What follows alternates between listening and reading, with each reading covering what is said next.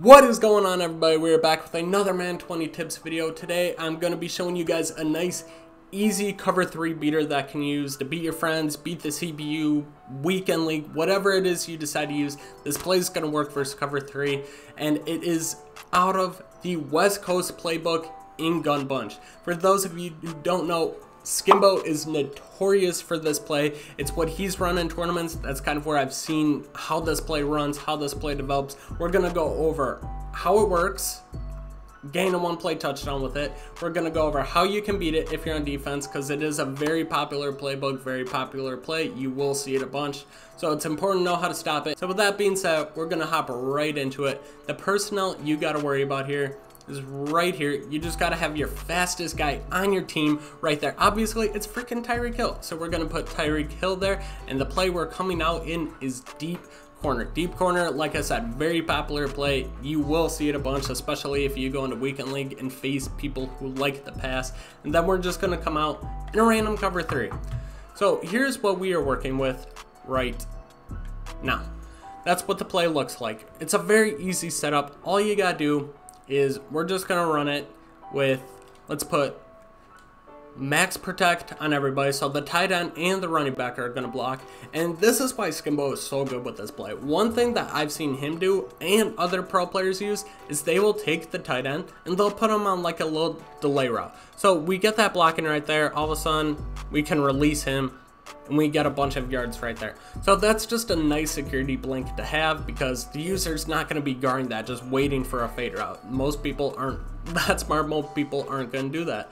So I like having that delay fade there just in case, because he's still going to block for me. But the real thing you need to do here is Sammy Watkins. We need to put him on a little comeback. And yeah, that's really all you got to do. Max protect. I choose to put my tight end on a delay fade and then put Watkins on a comeback.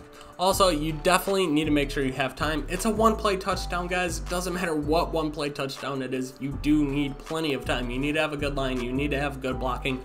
Otherwise, you are very prone to sacks, which is going to happen regardless. But you see, we run it. Boom. Look how wide open Tyreek Hill is. Just walks into the end zone. It's an easy one-play touchdown if your opponent is not expecting it. But as for any one-play touchdown, it is not going to work every single time. It might work once a game. It might work twice a game. It might work a million times a game.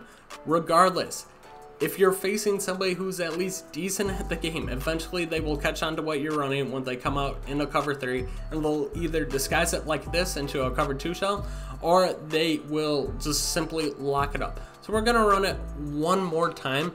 And one thing that I would also like to point out that a lot of people like to do is, obviously they like to use their middle linebacker, so they're going to be using this guy right here. And generally when you use your middle linebacker, you take away the middle of the field. If your opponent catches on to the post route and there's nobody in the middle, all they're going to do is they're just going to run up to the post route and they're going to try to contest it as best they can. So one thing that you can do is you can put this middle guy here, Hardman, on a drag. So this is what the play now looks like. We got him on a drag, and then we're going to motion him over. Your opponent's going to be guessing, like, what's he doing with Hardman? Something's going to be going on with the guard Hardman, and they're going to come up and they're going to guard him. That's going to free up the post from that user. The user's not going to be able to get there, and you see, still wide open. There's no chance, if you have a fast receiver there, that they're going to be able to catch up, that they're going to be able to stop it. So let's go into replay, and I'm just going to kind of show you guys why this works real well. And it's really easy. A lot of it has to do with this comeback right here. When you have a comeback, this guy is in a deep loop. He's part of the cover 3. He's supposed to be back here. But when the comeback starts come back, he plays up. So just watch him right here. I lied. It's this guy. This guy's the cover 3. Why the fuck you lying? He's going back, and then we come back, and instantly as he breaks, he comes up, even a little bit. That little bit right there frees Tyreek Hill to be able to walk across the sideline. Then all you have to do is you got to pass lead it over towards that sideline.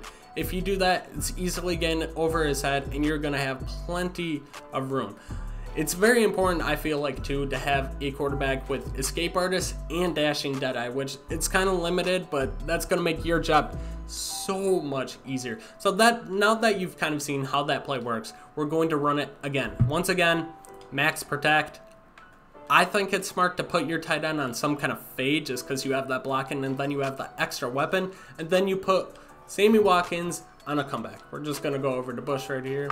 And once again, it's really up to you what you like to do. I think it's a good idea to put Hardman on the drag, kind of motion him over, take away that user a little bit, and then he comes back, boom, pass lead it to the sideline. There's just no way they're going to be able to keep up with that. If you pass lead it to the sideline more times than not, it's going to be complete. It's going to be an easy touchdown. We're, what, 4 for 4 on it right now, so it works really well.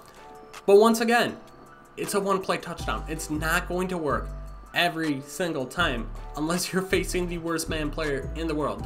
So all you gotta do to stop it now, because you guys will see it again, instead of taking your user and just running all the way back here and freeing up this entire middle of the field, all you gotta do is you gotta double press triangle and then press whoever's on the deep blue. So that's gonna be square right there. You want to do it obviously the opposite side of the bunch. So I mean, for those of you that don't know, we got the 3 guys on the right hand side. You want to use the guy on the left hand side. Hopefully that makes sense. And then all you gotta do is put him in a D path, which is going to be right on the right analog stick. So once again, it's triangle, use the deep blue that's opposite of the bunch, so that's going to be square, and then you put them in D path, which is going to be the right analog stick.